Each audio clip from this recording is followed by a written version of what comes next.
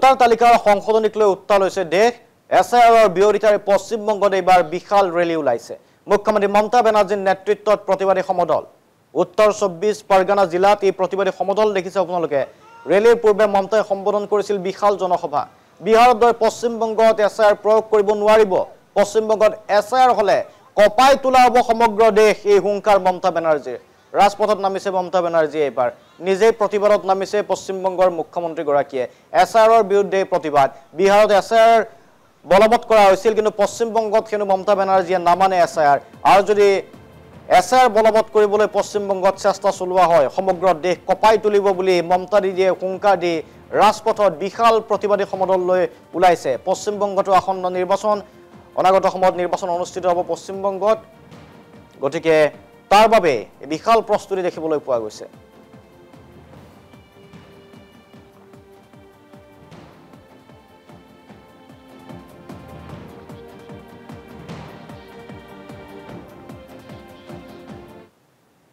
Voter তালিকাৰ সংশোধনীক লৈ উত্তাল হৈছে দেশ। এছআইআৰৰ বিৰোধিতাৰে পশ্চিমবংগত এইবাৰ বিশাল ৰেলী ওলাইছে। মুখ্যমন্ত্ৰী মমতা বেনাৰ্জীৰ নেতৃত্বত প্ৰতিবাদী সমদল। উত্তৰ 24 পৰগনা জিলাত এই প্ৰতিবাদী সমদল দেখিছে আপোনালোকে। ৰেলীৰ পূৰ্বে মমতাই সম্বোধন কৰিছিল বিশাল জনসভা। বিহাৰৰ দৰে পশ্চিমবংগত এছআইআৰ প্ৰয়োগ কৰিব নোৱাৰিব। পশ্চিমবংগত এছআইআৰ হলে কপাই তোলা হ'ব সমগ্ৰ দেশ, এই হুংকাৰ মমতা বেনাৰ্জীৰ। ৰাজপথত নামিছে মমতা বেনাৰ্জীয়ে। এইবাৰ নিজেই প্ৰতিবাদত নামিছে পশ্চিমবংগৰ মুখ্যমন্ত্ৰীগৰাকীয়ে। এছআইআৰৰ বিৰুদ্ধে প্ৰতিবাদ। বিহাৰত এছআইআৰ বলবৎ কৰা হৈছিল, কিন্তু পশ্চিমবংগত হেনো মমতা বেনাৰ্জীয়ে নামানে এছআইআৰ। আৰু যদি এছআইআৰ বলবৎ কৰিবলৈ পশ্চিমবংগত চেষ্টা চলোৱা হয়, সমগ্ৰ দেশ কপাই তুলিব বুলি মমতা দিদিয়ে হুংকাৰ দি ৰাজপথত বিশাল প্ৰতিবাদী সমদল লৈ ওলাইছে। পশ্চিমবংগতো আসন্ন নিৰ্বাচন, অনাগত সময়ত নিৰ্বাচন অনুষ্ঠিত হ'ব পশ্চিমবংগত। গতিকে তাৰ বাবে বিশাল প্ৰস্তুতি দেখিবলৈ পোৱা গৈছে।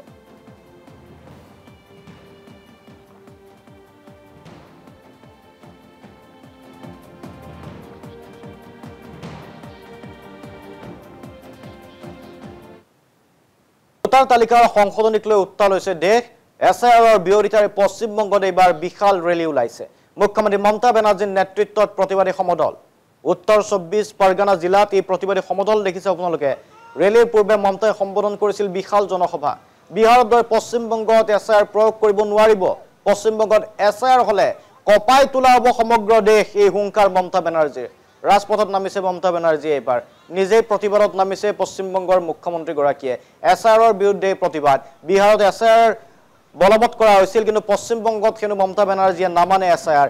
আৰু যদি এছআইআৰ বলবৎ কৰিবলৈ পশ্চিমবংগত চেষ্টা চলোৱা হয়, সমগ্ৰ দেশ কপাই তুলিব বুলি মমতা দিদিয়ে হুংকাৰ দি ৰাজপথত বিশাল প্ৰতিবাদী সমদল লৈ ওলাইছে। পশ্চিমবংগতো আসন্ন নিৰ্বাচন, অনাগত সময়ত নিৰ্বাচন অনুষ্ঠিত হ'ব পশ্চিমবংগত।